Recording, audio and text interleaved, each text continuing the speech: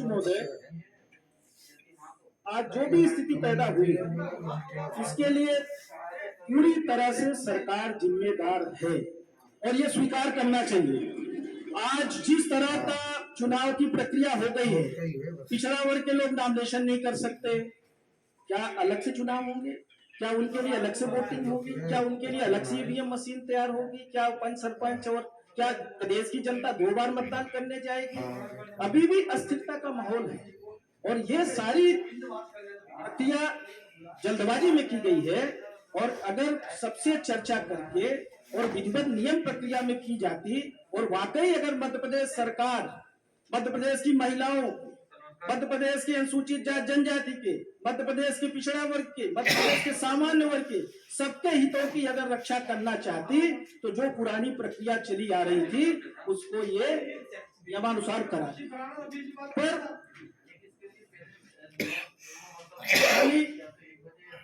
अध्यक्ष महोदय, बड़ा स्पष्ट उल्लेख है भारतीय अनुच्छेद 243D में, इसके खंडिका 6 में इस भाग की कोई बात किसी राज्य के विधानमंडल को पिछड़े हुए नागरिकों के किसी वर्ग के पक्ष में किसी स्तर पर किसी पंचायत में स्थानों के या पंचायतों में अध्यक्षों के पदों के आरक्षण के लिए कोई उपबंध करने से निवारित नहीं करेगी, नहीं कर सकती।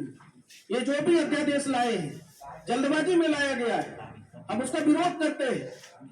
सोची समझी साजिश के तहत है माननीय अध्यक्ष महोदय।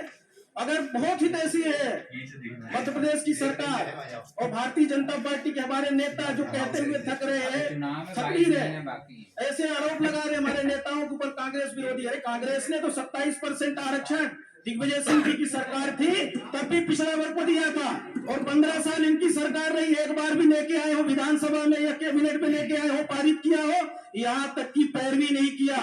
और पैरवी नहीं करने की वजह से दिग्विजय सिंह की सरकार ने जो 27% आरक्षण दिया था उसके बाद निरस्त हो गया और उसके बाद दोबारा फिर जब हमारी सरकार बनी 27% आरक्षण लागू किया और 27% आरक्षण कर रहे हैं। 27% की बात बार बार न बोले,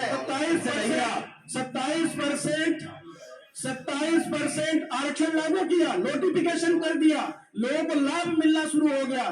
कुछ प्रायोजित लोग, हम जिस तरह से ये आरोप लगाते हैं हम ये नहीं कहेंगे यही गए, पर कुछ लोग थे जो सुनियोजित तरीके से कोर्ट में गए और रोक लगाया।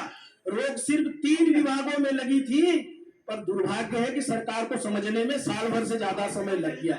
और ऐसे हमारे महाधिवक्ता थे जिनको सरकार को समझाने में साल भर लग गया और उनको उपस्थित करके दुर्भाग्य है कि ऐसे लोगों को हम जस्टिस बना देते हैं, उनको जिम्मेदारी दे देते हैं जो पिछड़ा वर्ग के आरक्षण को रोकने का काम किया, जिसमें पिछड़ा वर्ग के लोगों के साथ अन्याय किया। पता नहीं कितने अध्यक्ष महोदय पिछड़ा वर्ग के नौजवान बना दिया। देखिए आपत्तिजनक है, कह रहे जस्टिस बना दिया। इस सदन में ये चर्चा होगी माननीय अध्यक्ष विलोपित करवाइए। हटा दिया माननीय अध्यक्ष महोदय, ऐसा हुआ है माननीय अध्यक्ष महोदय, भैया उसकी चर्चा मत करो ना, हटा दिया ना उसको। माननीय अध्यक्ष महोदय ऐसा हुआ है, यह आपत्तिजनक नहीं है। सदस्य ने किसी का नाम नहीं लिया है, यह आपत्तिजनक नहीं है। चलिए नाम नहीं लिया है, उनको हम तो यही कहेंगे उनको उद्धृत किया है, उनको सम्मानित किया है। तेरे आदेश पर हमारे अनुसार ज्यादा हो रहा है, नहीं गलत है बिल्कुल। उनको सम्मानित करने का काम सरकार ने किया है। सरकार ने किया, किसने किया भगवान जाने। पर अगर इतने योग्य होते तो साल भर हमारे पिछड़ा वर्ग के लोगों को जो उच्च शिक्षा के लिए, नौकरियों के लिए जो भी इस बीच में आवेदन किए गए उनको उस लाभ लेने से वंचित करने का काम किया, जो हजारों लोग, लाखों लोगों का भविष्य खराब करने का काम किया। और ऐसे लोगों को हम उद्धृत ही तो कर दे। अगर बहुत क्लियर कॉन्सेप्ट है, मेरा आपके माध्यम से ये निवेदन है कि ये जो चुनाव है टिप्पणी कर रहे हैं, न्यायपालिका पे टिप्पणी नहीं कर रहे हैं।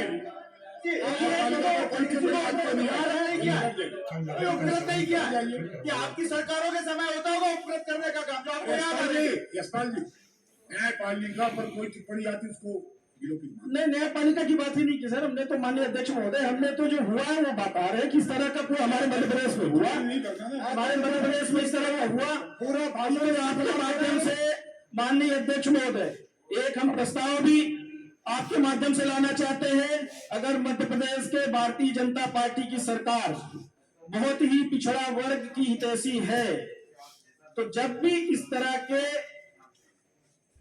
निर्णय किसी भी न्यायालय में जाता है, वहां भी अगर आरक्षण प्रक्रिया लागू होगी, चाहे हमारा उच्च न्यायालय हो, चाहे हाई कोर्ट हो, सुप्रीम कोर्ट हो, और यहाँ तक कि हमारा चाहे संघ लोक सेवा हो, चाहे राज्य लोक सेवा हो, यहाँ भी, और चाहे हमारे जितने भी इंटरव्यू के लिए बोर्ड बनते हैं, अगर इन वर्गों का प्रतिनिधित्व करता वहां बैठेगा तो इस तरह का निर्णय नहीं आएगा। कहीं हितों का टकराव होता है और हितों के टकराव होने की वजह से इस तरह की व्यवस्था आती है।